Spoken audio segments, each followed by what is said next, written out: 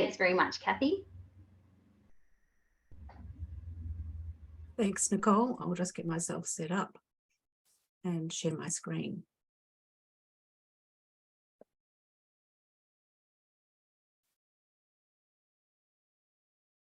Hi, everyone, and thank you very much from the Western Victorian Primary Healthcare Network for this invitation to talk to you all.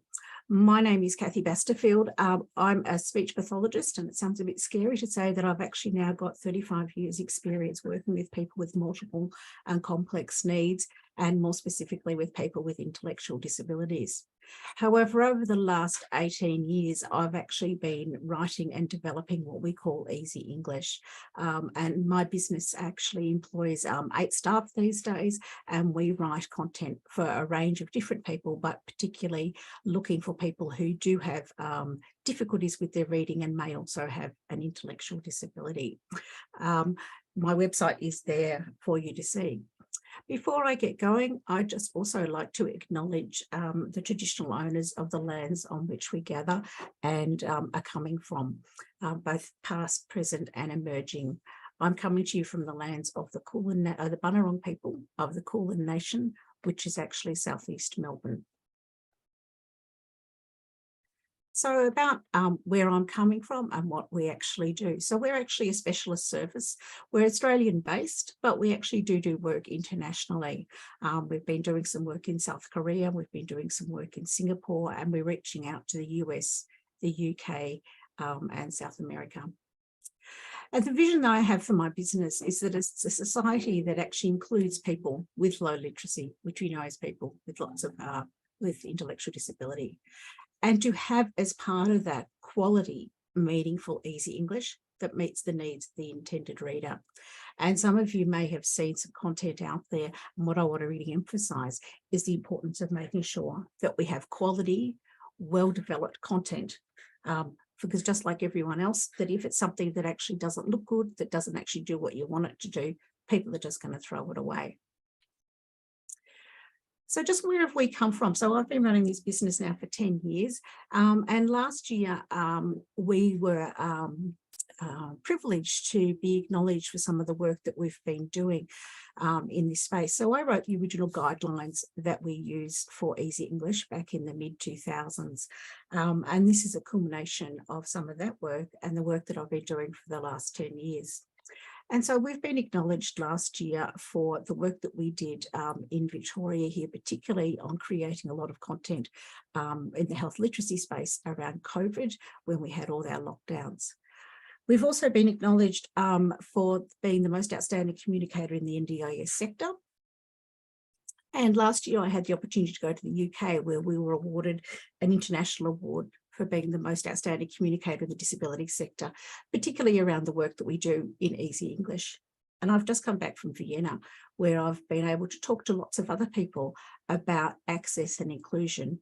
And like with everything to do with communication, it seems to be the little bit of the forgotten part of access. And that's why it's really important that we do have these conversations and start to think about what does this look like for people who have, in particular, low literacy. So I want to start off with the Universal Declaration of Human Rights, which is over 70 years old, and also the UN Convention on the Rights of Persons with a Disability. And we're aware that Article 26 is something that has been particularly focused on in a lot of these webinars and this series of content that we've been doing. But there's a few others that both myself and Leah and Marie would also like to draw your attention to. So hopefully we won't be repeating ourselves through this hour. So the first one, so there's a few here that we need to think about. And there's the first one you need to go back and have a look at is the definition of communication. Number 9 is accessibility. Number 12 is equal recognition before the law. And number 21, saying what you want and access to information. I'd also go back and looking at the pandemic and saying that there's also number 11 around emergencies. And what does it say about that around people's needs and people's rights? So accessibility. So accessibility, we always seem to think about, toilets and bathrooms and ramps, which are all very, very, very important. And I'm sure Marie would say that to you as well. However, the bit that continually gets overlooked is the part around communication. And when you go and have a bit of a look into it at more depth, one of the things you start to see is things like plan together.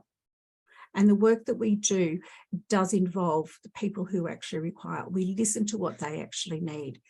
It also says talk to people with disability about how they find information and where they get it.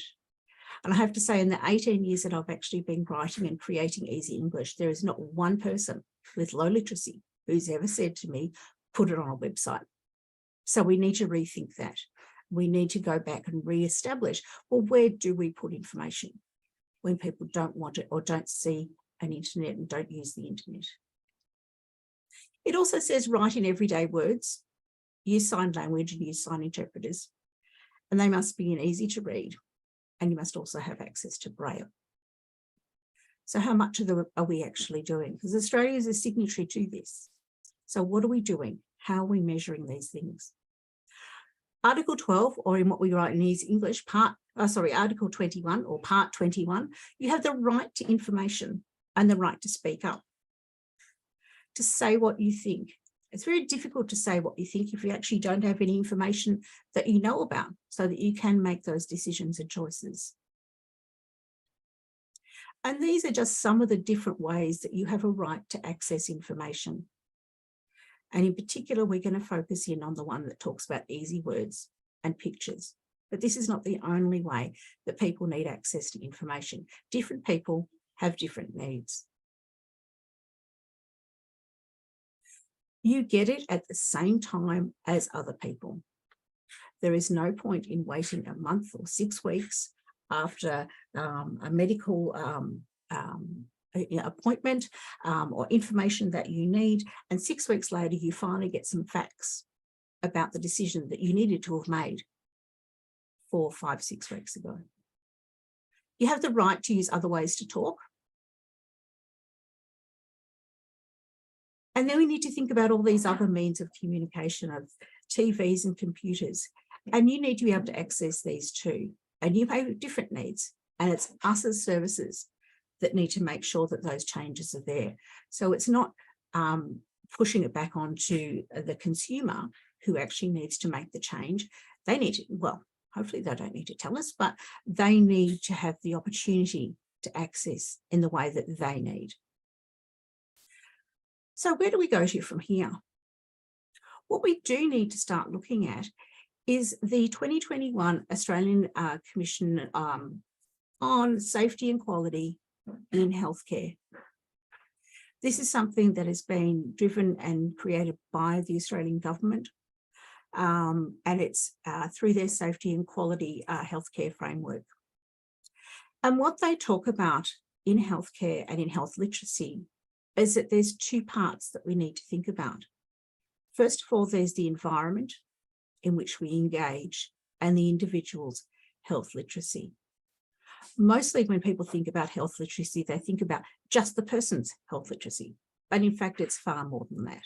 It's the environment in which you engage, plus what you bring to the table as your own individual skills. However, when we look more broadly and we look internationally, there's actually a third element to this. And it's acknowledging that health systems are complex and that we need to be looking at, well, what do we need to change? What do we need to look at in terms of the policies, the practice, and the structural needs that people have? And what can we do to make sure that our health services are actually person-centred? And this is actually a working paper from the OECD that you can go and read up a whole lot more. And it's actually the combined interaction of the policies and practice with the structure, the environment in which the health literacy occurs, and then your individual skills and abilities. So it's not one thing, it's 3. And you'll see that although I've got 3 circles interacting, they're not really engaging with each other. And this is what usually happens in our health world, is that what we actually can do on an individual level is not interacting well with what the environment needs to step up and do, and also structurally and with policy.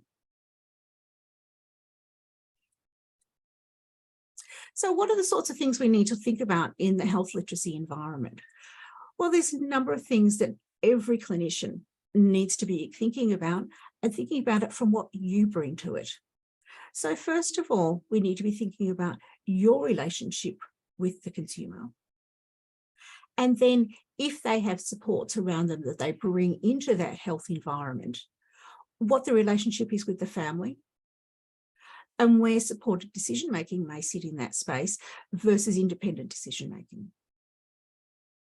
What's the relationship with the support staff, particularly for those clients who live in supported accommodation? And is there a primary person who knows more about this person? Is that the right person to be there? And then there's the other allied health staff and other medical staff.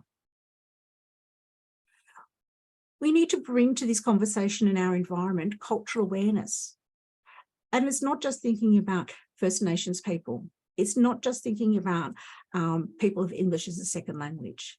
People belong to different cultural groups. And so we need to be really cognizant and be aware of what that brings to your conversations.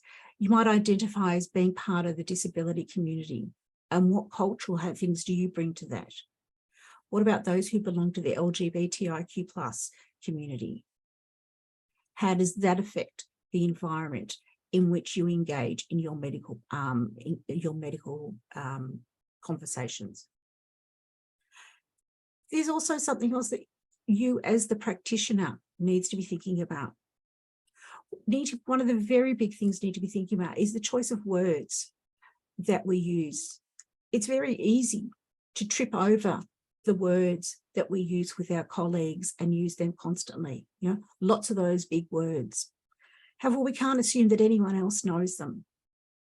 And to be having a conversation with any health practitioner should never be a test of what words the client knows.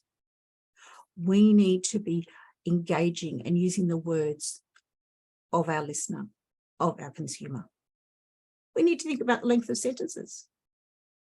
What do we expect this person knows? What general knowledge do they bring to the conversation? And from my point of view, that people with low literacy there's a very high correlation between a low general knowledge, low health knowledge, and low literacy. And what are our expectations around time? We're always time pressure, there's always time poor. But in fact, we need to be thinking much more about where that pressure is coming from and what does this consumer need. Need to also be looking at your knowledge and assumptions about how this person tells you things, how they get their message across. Do they use speech? Do they point to pictures? Do they point to objects? Can they point to known words? Can they spell? Do they use signing? Do they use different languages? Perhaps they use natural gesture and body language. Maybe they use movement around the room, picking things up and putting things down.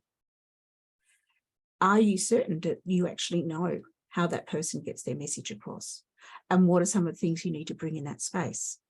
And I know Marie and Leah are going to address some of that in the work that they do in particular. But there's another part of it too. So that's about how someone expresses themselves. What else comes into this environment is your knowledge and assumption of what someone understands and how they understand. And do you need to be using keyword sign and natural gesture? It's a tool that is very valuable in your toolkit to have. You may not need it with every person that comes in the door, but intellectual disability means that we have difficulty understanding and learning new things. We have more difficulties when we're in an unfamiliar space. Maybe keyword sign and natural gesture is going to be the link to help that person understand. Pointing to pictures or objects. Actually talking about what you're doing, is that going to help the person? Do you know that? Modeling it on your body, maybe then trying it on their body. Doing small steps. And that thing around time again. Slowing down. And how can we relate it to their life experience. And so we have this enormous piece of work where we talk about the health literacy environment. And as speech pathologist, we need to ask you, is there a role here for speech pathologists in assisting the rest of the health environment, the rest of the health practitioners, to become more aware of what needs to happen in the environment to improve the interaction that happens with people? And so we have the health literacy environment. The other piece we have here is the person's individual health literacy. And I wonder how many of you recognise these sorts of photos and shots of the wall of brochures that sit on the clinical wall, either in the doctors or the specialists or down at the community health service. And all these brochures in trifold. How many of them get picked up and taken away? And this is what they start to look like. And the one down here on the right, just lots and lots of language on them. Different colours, so they must mean different things, but basically they look the same.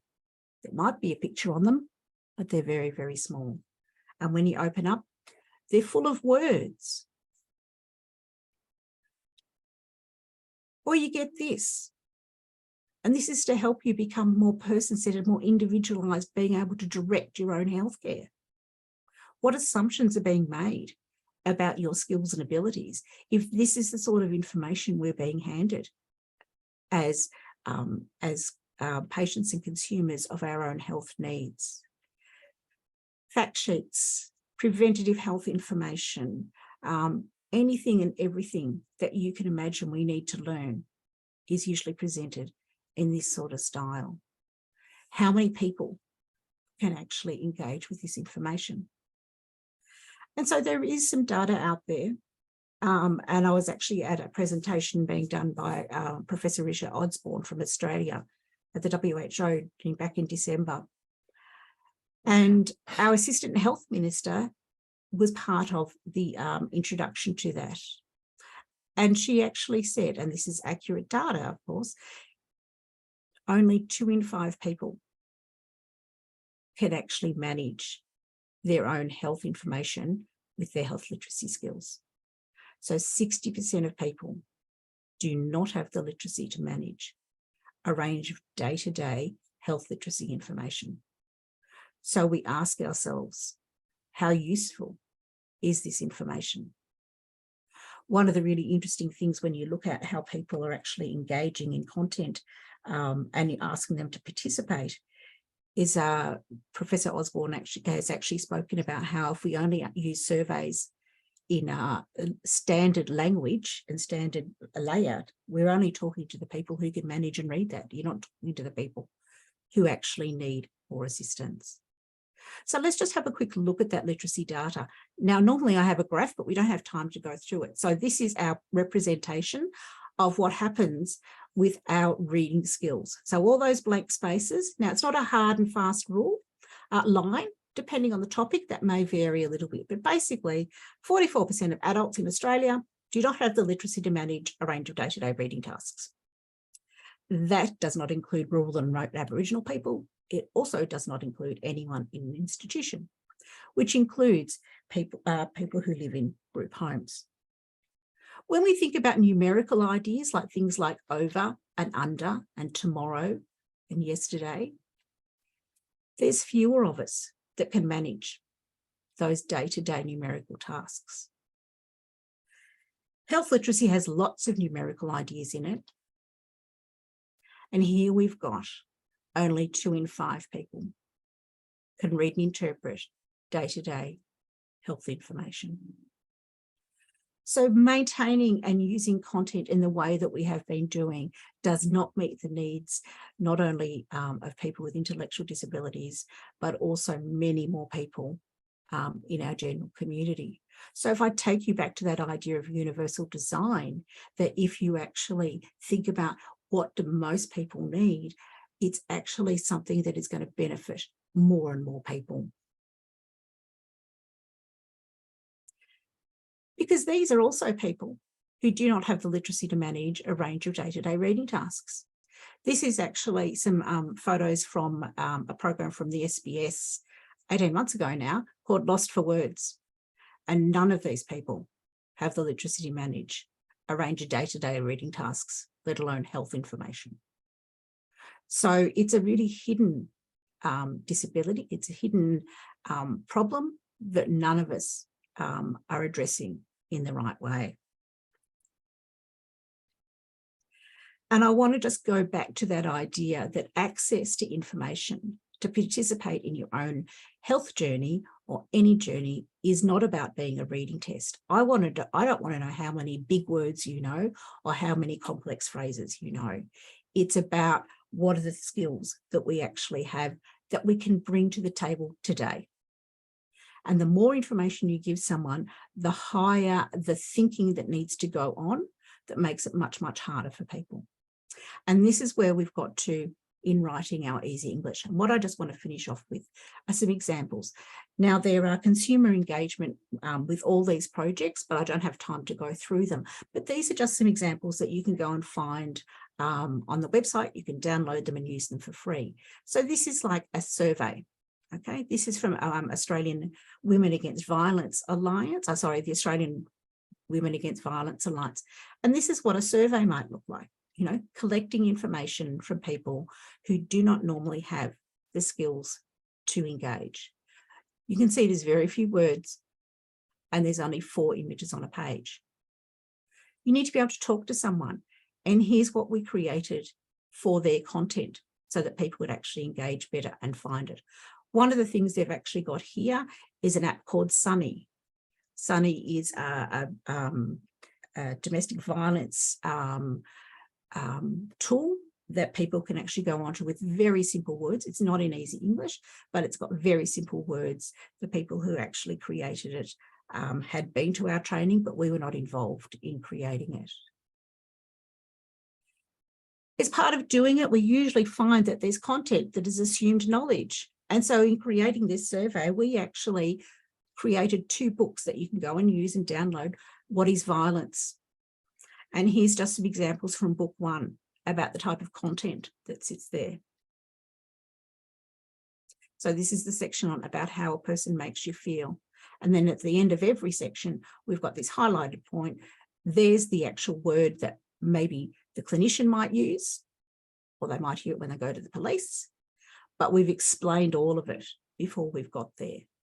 And if they don't remember that phrase, that's okay, but it's never okay to do these things. Brochures. Brochures are incredibly important.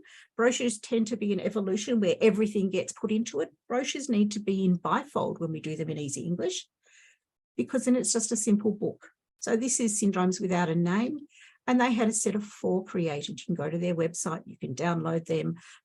They've also got a toggle on their website. You can get the content on their website in simple, easy English too.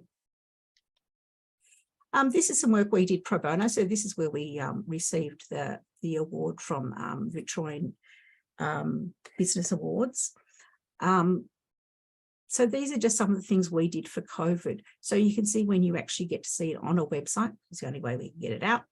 There's a front page, so you can see what you're looking at. And then once again, very little content, but it's actually all there. And so we created a series of different things, same sort of look, empty pages, because people with low literacy, if they see a whole lot of content, they're just going to push it away. White space for them is thinking space. And then we rolled it over and did some stuff for Special Olympics Asia Pacific on COVID-19 too. I'm going to have to wish through. More surveys that have got ethics approval. So going through the universities, it is possible to get a survey done.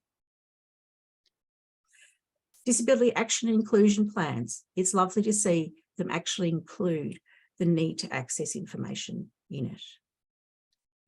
And at that point, I'm just going to finish off and say to you that to actually develop easy English is a skill development that you need to have some specific training to actually do it. We offer that. We offer webinars.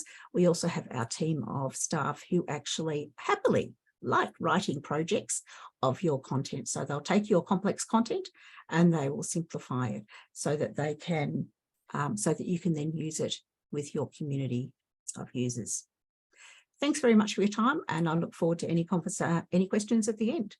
Otherwise, drop me an email. Thank you. Thanks very much, Kathy. What an excellent presentation, and really staggering statistics that only 2 in 5 people